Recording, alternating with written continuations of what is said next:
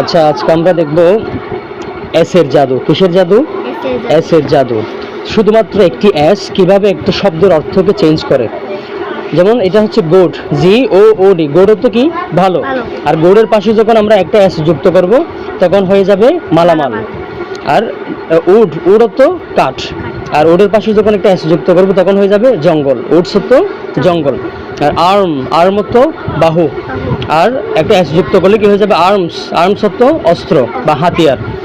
Green, green অর্থ কি? সবুজ। আর গ্রিনের পাশে যখন একটা এস যুক্ত করব তখন অর্থ হয়ে যাবে শাকসবজি। তাহলে একবার পড়ি।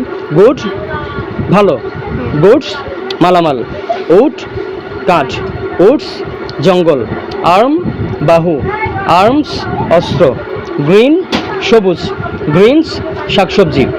তাহলে আমরা বুঝতে পারলাম ইংলিশ ইজ সো কনফিউজিং, তাই না?